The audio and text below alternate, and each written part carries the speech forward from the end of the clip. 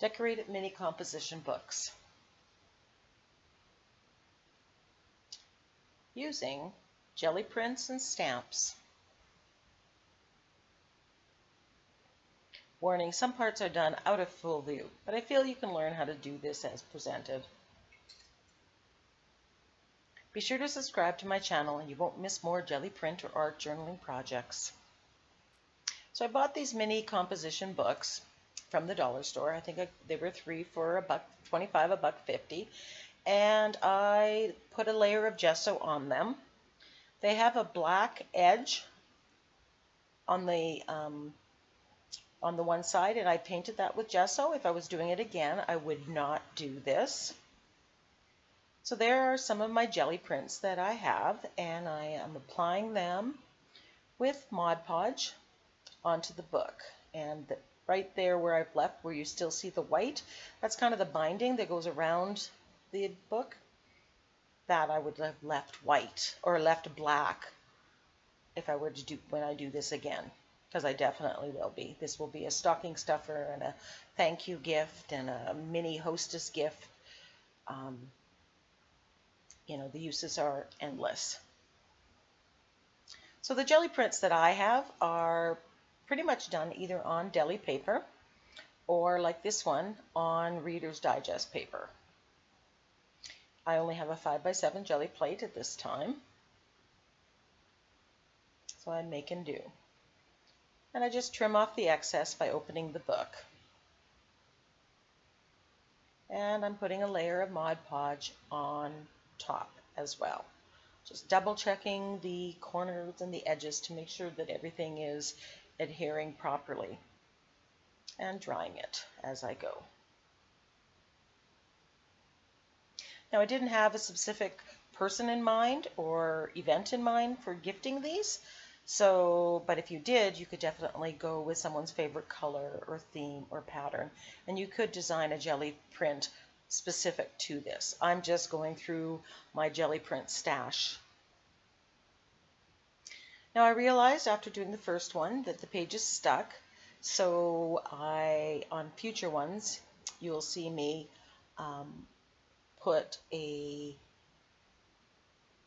piece of a cutting board in between. Now this one I'm putting on it's on deli paper and it's very translucent, so I'm putting a coat of acrylic paint in the same color tone or color family as the print. Don't know that this is necessary, but in my head it was necessary. I just wanted to add a little bit more depth to the overall book. So I'm just picking out the colors from the jelly print and doing it with acrylic paint with my Liquid X Basics. And yes, you know, if you wanted to just paint your composition books and stamp on them or emboss on them, you could definitely do that without doing jelly prints. But my goal is to utilize some of those jelly prints that I have so nicely organized into a box.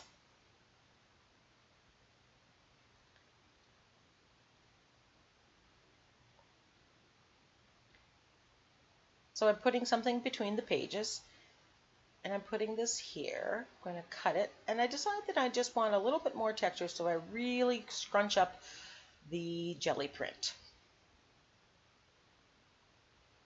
Cut it to size, and I'm doing exactly the same as I did with the other one, applying with Mod Podge.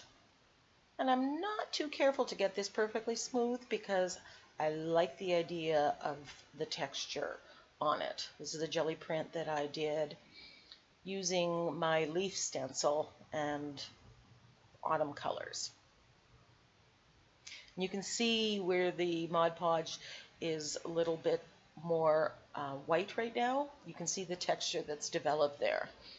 And you'll see later that I'm going to really play that up later on. So I'm drawing it.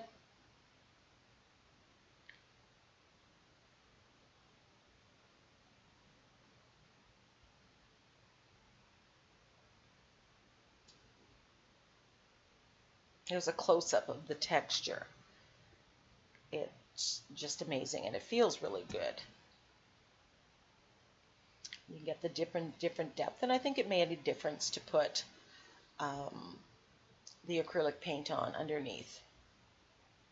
So I'm just trimming it to size, checking the corners, adding a little bit more Mod Podge where need be, making sure that everything is adhered properly. I want this to be able to handle being stuck into a purse or back pocket or something else. I'm choosing the next jelly print from the ones I have. This is one I had a fish stamp and I was just playing around with it.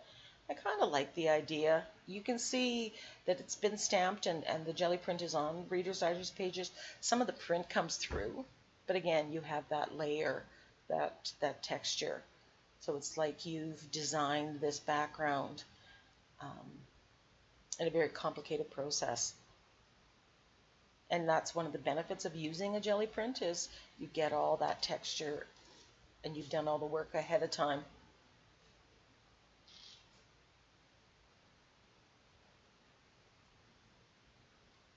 So putting it on the back as well, putting a card or the cutting board in between so that I don't get glue on the pages that are going to make it stick.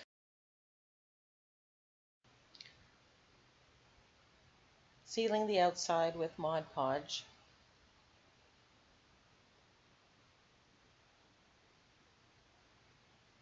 And drying.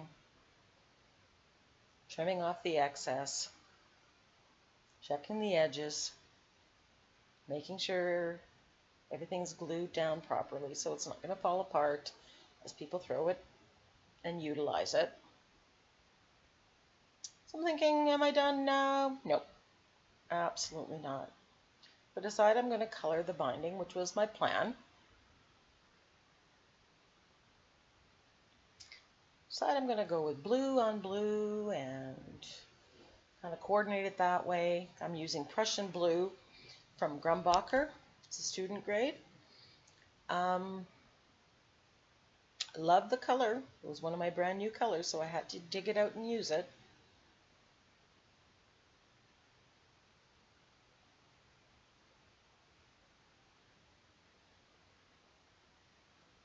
Decide to add a little color to the edges of the papers just to make it a little more finished and personalized, I guess.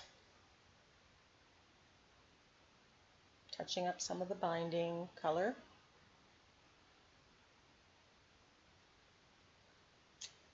Go to the next one. I decide, nope, going to go with black with this one because there's a little bit of black in the jelly print. Nope, actually I go with aqua, and that's just not going to work, or teal. But I do go with black, as you'll see.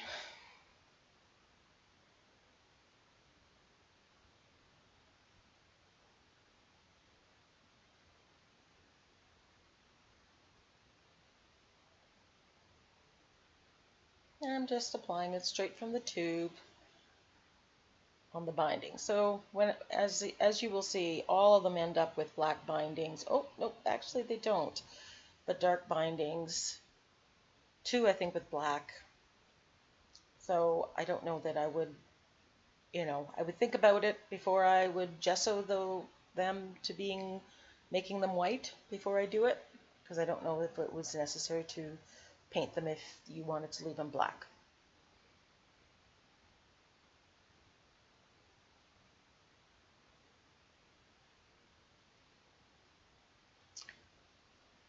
I like how the black one turned out, so I go back and I'm changing this one. And as always, I leave in my mistakes because it's a process. You change things, and as you go, you learn. And I've never done this before, so I'm kind of problem solving as I go, deciding what I like.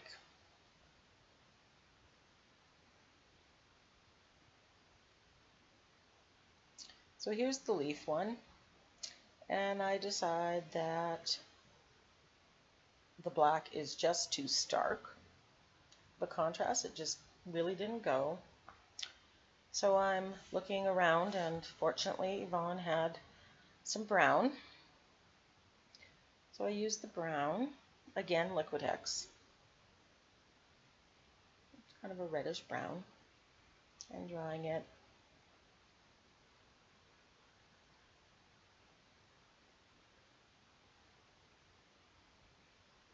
And I apologize for being out of frame. This was at Yvonne's cabin, and the camera was set up a little bit different than what I normally have, and I admitted I wasn't paying attention. Adding a little bit of black just to add some depth to it. As they say, the devil's in the details. It's all those little things that you add that really make a project pop in the end.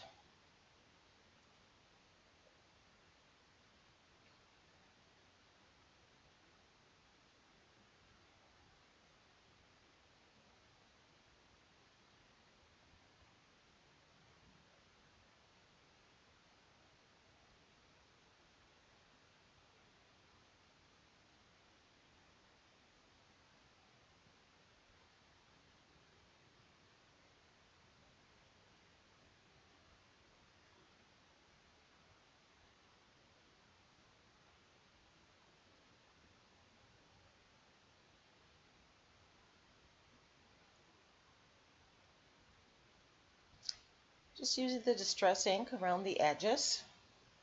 I think this is Vintage Photo. Using a blending tool, and I decided it's not dark enough, so I'm just using my black StazOn.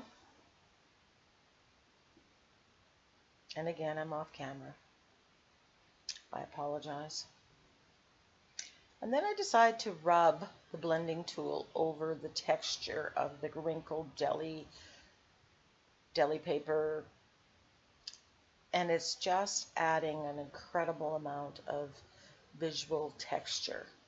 It just brings it, it makes it so nice. It's like, yes, I will do this again. I will use the deli paper more, and I will crinkle it up because I love the texture and the effect that it gave, and the possibilities are endless.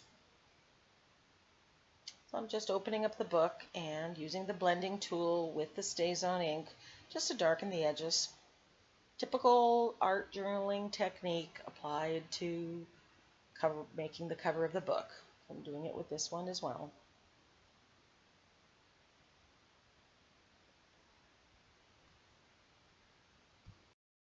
So there you see all three, and I've picked out some stamps that I'm going to put on them, some of my sentiment stamps. This one says Inspire, and I'm using the black StazOn. And because of the texture, it's not exactly as dark as I would like it. This one, I just bought this Live, Love, Laugh at Michael's. So of course, I have to use it right away. I'm putting it on with black StazOn. And I decide there's a little bit too much space, so I get out some of my Liquitex Gold, and I apply it to the stamp with a makeup sponge. And then I actually just dip it in, and I'm stamping that in a few places, just to have kind of the combination of both.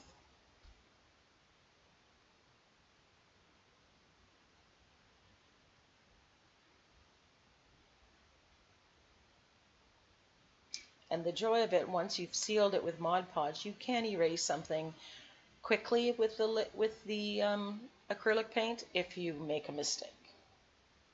Not so much with the ink, with the StazOn. Just heat setting it.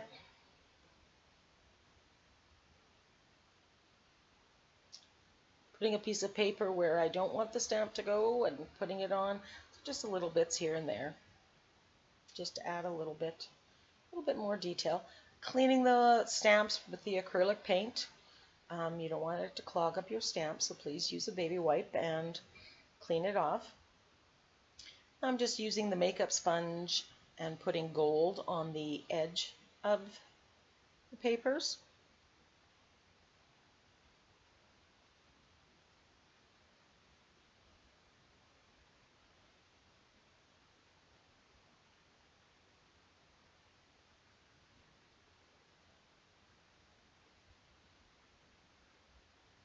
looking at this one and it's just a little plain.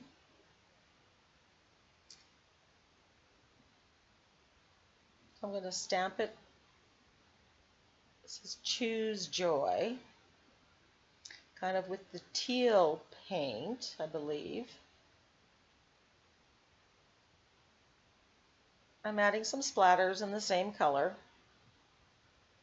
and I'm just thinning the paint and going over my letters just to make them a little bit darker.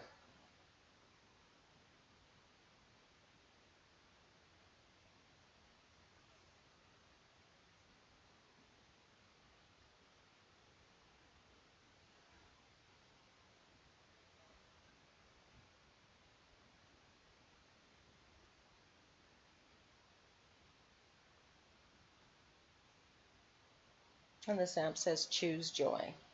So I'm going to heat dry that.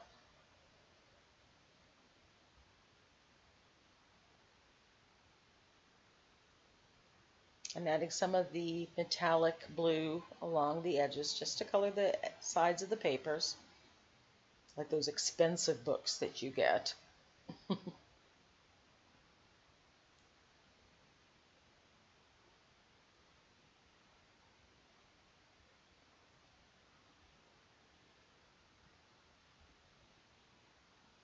Yeah, no, there's the splatters. I knew they were coming. Just wiping it off the edging. Just needed a little something. And that's the thing, with the jelly print, you can add as much detail or doodling or stamping or embossing as you want, or as little. So just soaking up the leftover paint in a coffee filter.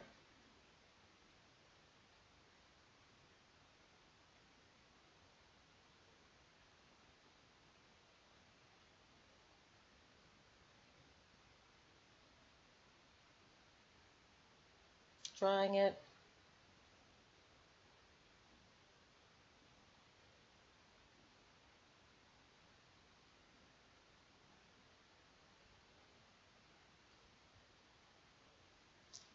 And I decide to outline the Choose Joy in silver.